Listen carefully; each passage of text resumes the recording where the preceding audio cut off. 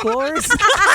Dapat inisip mo na lang Penoy. Oo guys, pero grabe talaga yun. Yes, I enjoy it. Well, mahilig ka naman sa itlog eh, di ba? Oo naman. I love eggs.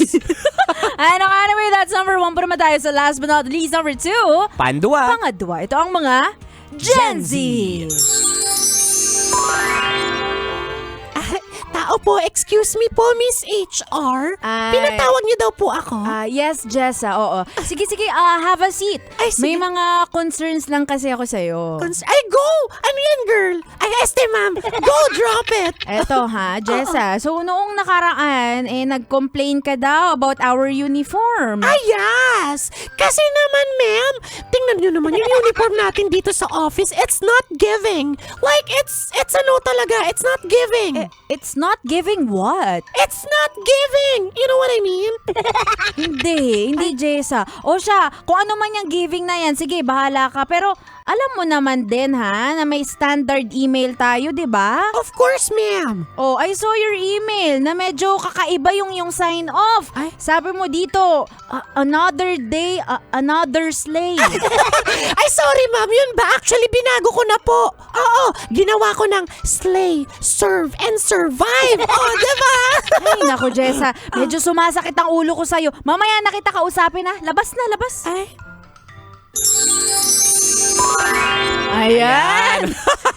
Sa mga Gen Z natin, welcome sa trabaho. Awa. Oh, pero mas nagiging exciting. Ako yung take ko dito, mas exciting yung workforce, yung workplace Awa. natin kapag may Gen Z na din eh. Totoo. At dito rin na mapipilitan yung mga kumpanya na mag-evolve din. Kasi Yes. syempre, iba na talaga mag-isip ang mga Gen Z ngayon, di Oo, ba? they're really bold when it Awa. comes to ideas, when it comes to workforce and workplace. Ayan, Yan. kasama dyan syempre yung kanilang mga outfitan. Yan, Diba? oo. Tapos nandyan din yung naniniwala ka ba yung sabi nila mga Gen Z, ang bilis sumuko sa trabaho? Legit yan. Diba? Ako, Lumilipat kagad. This is just based on my experience sa mga Gen Z Awa. But yes, oo. Diba? Naniniwala ako dyan talaga. Actually, tinanong ko yung kapatid ko kasi Gen Z siya eh. Parang ang pananaw kasi ng mga Gen Z ngayon, kung feeling mong hindi na nag-work sa'yo, lumipat ka Lumipat na. Diba? Tsaka mas mabilis daw tumataas yung sahod mo kapag palipat-lipat ka versus nag-stay ka ng matagal sa isang kumpanya. Talagang nag-e-evolve na talaga yung workforce Awa. ngayon. Pero Gen Z, millennial, or whatever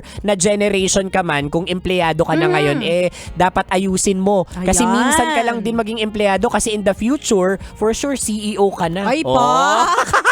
Totoo. Diba? O kaya malay mo, negosyante ka na. Oo. You'll never know eh. Oo, o Diba? kaya naman, sa susunod, pulubi ka na. Ay, oo. Kasi di ka nagtrabaho ng maayos. Oo. Ay, anyway, kabisyo, kung di mo naabutan ng usapan namin ito at gusto mong ipa-shoutout ang iyong crush na empleyado. Ayan, na taga-marketing, kabilang Ayan. cubicle. I-shoutout natin sila. Hanapin mo kami sa aming mga social media accounts. Ako sa aking Facebook, Instagram, Twitter, TikTok at DJ Robin Shena. Same socials, mga broski, at Konyo Bicolano. O siya, kabisyo, makakasama niyo pa kami hanggang mamayang alas 3 ng hapon para bigyan pa kayo ng mga signs, tips at skits Sa buhay-buhay. Muli, this is your pinakamagandang probinsyana, DJ Robin Shena. Your Uragong broski, like super legit and all Konyo Bicolano. Dito lang yan sa Tara! Kape. Tara Cafe! So 90 nakalimutan mo yung pangalan ng programa natin. So 90.7 Love Radio. Feel good. Ay, gagi pare. Awa! Tara, Kape! Tara Cafe!